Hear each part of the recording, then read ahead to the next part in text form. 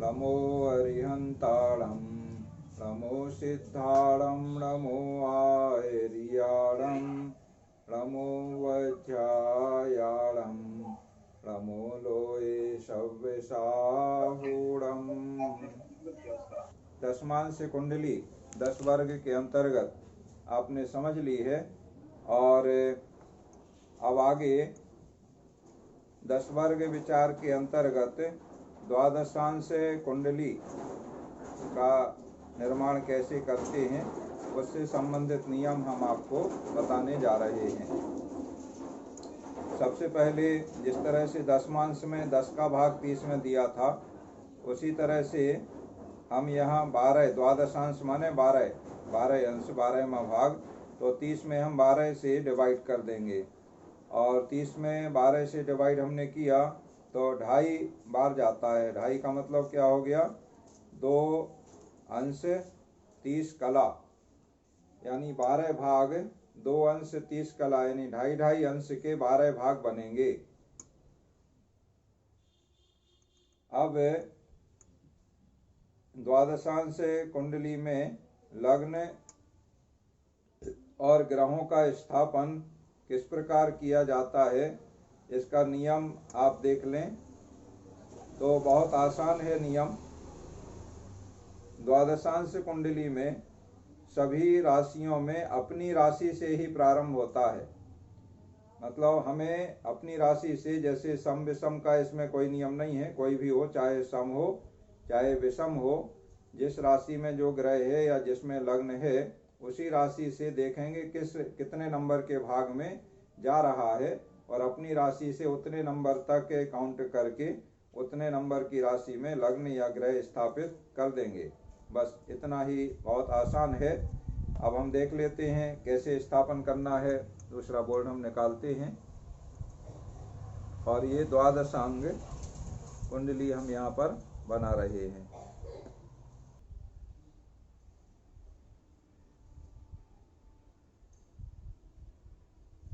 अब सबसे पहले हम लग्न देख लें तो लग्न है हमारा 7-11।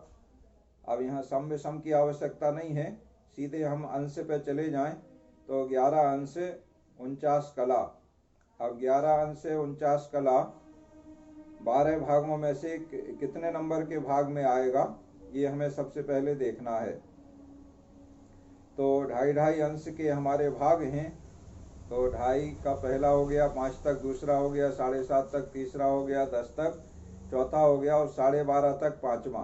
10 से 12.5, तो ये 11-49 है। तो इसमें 5वें भाग में लग्न आ रही है। अब 5वां भाग हम कहाँ से गिनेंगे? लग्न हमारी वृश्चिक है, 8 है, तो 8 से 5वां हम गिनती करेंगे, तो 8, 9, 10, 11, 12, ये 5वां भाग आ जाएगा 12। 12 का मतलब यहाँ हम लग्न में 12 लिख दें और 12 से आगे बढ़ते हुए एंटी क्लॉक के क्रम में 1, 2, 3, 4, 5, 6, 7, 8, 9, 10 और ये 11। इस तरह से हमने सबसे पहले तो लग्न निर्धारण करके और चक्र में लग्न के हिसाब से राशियों को स्थापित कर दिया। भावों में 12 भावों में राशियां स्थापित हो गईं।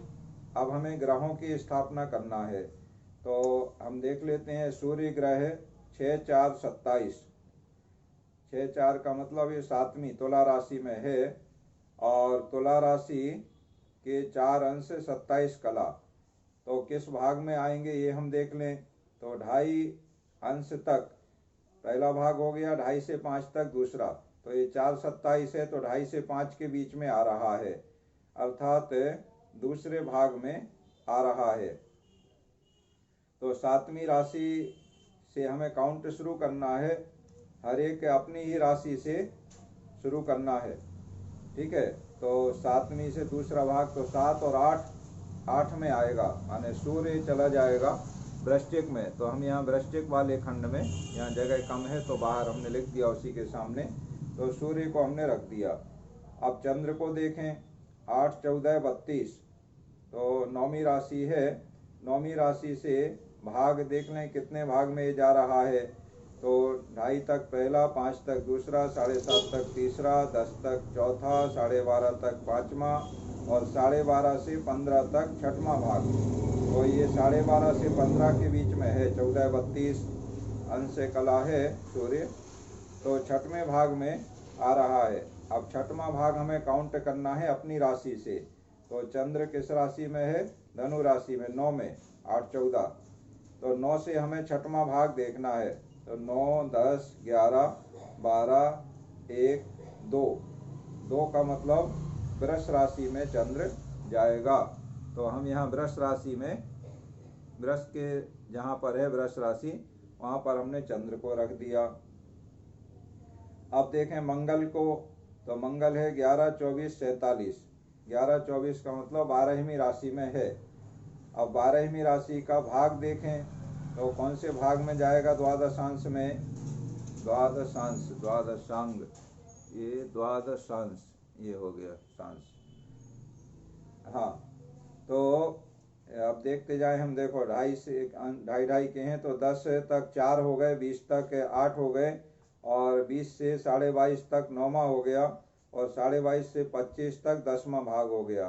तो ये 22.5 से 25 के बीच में आ रहा है 24, 47। तो 10वें भाग में आ रहा है और ये 10वां भाग हमें 12 माने मीन राशि से 10वें भाग पे जाना है। तो मीन से हम शुरू कर दें। मीन है 12, तो 12, 1, 2, 3, 4, 5, 6, 7, 8 और 9। ये 10वां भाग 9वीं राशि पे आ रहा है। माने मंगल 9वीं राशि, 9वीं राशि है धनु, तो धनु में मंगल को जाना है।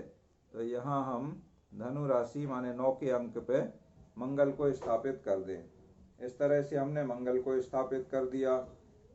अब आगे इसी तरह हम देखते जाएंगे और बुध, गुरु, शुक्र, शनि, राहु, केतु, इन ग्रहों को भी इसी नियम के अनुसार हम स्थापित करते जाएंगे तो हमारी द्वादशांश कुंडली तैयार हो जाएगी।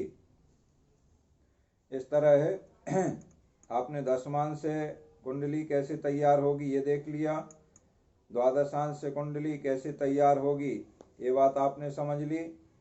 अब हम आगे बढ़ते हैं और षोडशांश कुंडली कैसे तैयार होगी 10 वर्ग के अंतर्गत, इस पर विचार करते हैं।